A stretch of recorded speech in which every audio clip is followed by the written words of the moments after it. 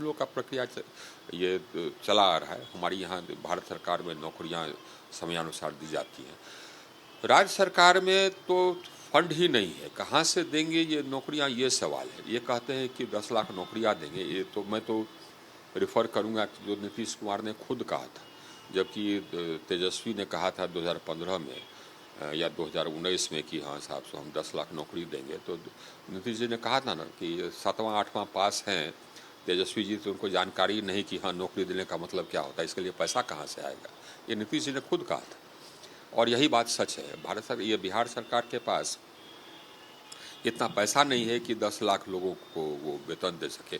अभी ही ज़्यादातर विभागों में पैसे की किल्लत हो गई है। जो केंद्र सरकार की योजनाएं हैं उसका अंशदान राज्य सरकार नहीं दे पा रहा है। ये 10 लाख नौकरी खाली बात करने से थोड़े हुआ। आखिरी सवाल है। अच्छा, ये नहीं, इसमें क्योंकि आप भी बिहार के हैं, हम भी बिहार के हैं, तो हम लोग को चिंता करने की ज़रूरत है प्रकाश जी, और गंभीर चिंता करने की जरूरत है। और ये मुख्यमंत्री है तो मुख्यमंत्री को तो चिंता करनी चाहिए, हमारा तो यही मानना है। वो चिंतित नहीं है, ये गंभीर बात है। पढ़ाई एकदम ठप है, स्कूल में क्लासेस नहीं होते हैं, शिक्षक नहीं है।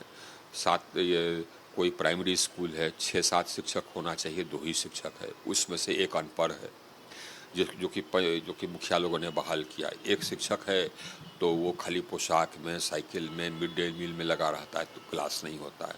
कॉलेज में क्लास नहीं होते हैं, समय पर सेशन नहीं होता है। यहाँ पर पढ़ाई बिल्कुल ठप है। तो यहाँ का 2-3 पीढ़ियों की भविष्य एकदम समाप्त हो गई। जो परिवार ज़मीन बेच करके किसी तरह से अपने बेटे को बाहर भेज सका पढ़ने के लिए, उसी का बेटा जा कर के पढ़ाई कर सका। तो आप शिक्षा ही नहीं दे पा रहे हैं, आप लोगों को नौकरियों कहाँ से देंगे, कम्पीट कहाँ से करेगा। आप अगर एडवर्टीजमेंट भी करेंगे तो बाहर उत्तर प्रदेश से लोग करके या बंगाल से लोग आकर के लोग यहाँ नौकरी लेंगे। मूल बिंदु यह है, और इसके बारे में हम कोई चिंता नहीं देख रहे हैं। शिक्षा यहाँ एकदम धराशायी है, आप उसको ठीक करें ना। हम जहाँ जाते हैं वहाँ देखते हैं कि बिहार के लोग हैं, मजदूर हैं, ऑटो चलाते हैं, रिक्शा चलाते हैं। क्यों?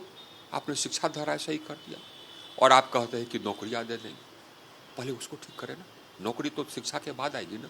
7वीं 8वीं कक्षा पास करके नौकरी थोड़े मिल जाती है। 7वीं 8वीं कक्षा का पास करके आप नेतागिरी कर लीजिएगा, नौकरी नहीं मिलेगी। आखिरी सवाल है, एनडीए, क्योंकि नीतीश कुमार और जीतन राम मांझी यहाँ से निकल चुके हैं, मुकेश सहनी भी आपके पास नहीं है, तो आपके साथ सिर्फ पशुपति पारस बच गए हैं। तो क्या आपको लगता है कि ऐसे में चिराग पासवान एनडीए में आए, इसके लिए आपकी कोई कोशिश होगी?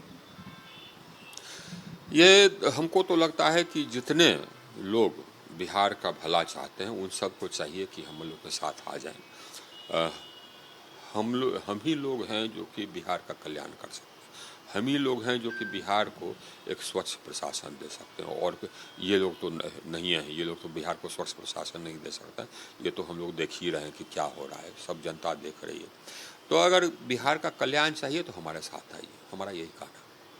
आपने सुना आर.के. सिंह जी को।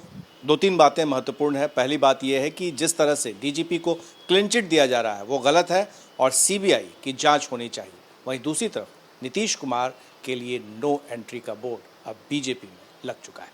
हमारे सहयोगी शैलेश के साथ प्रकाश कुमार, एबीपी न्यूज़, पटना।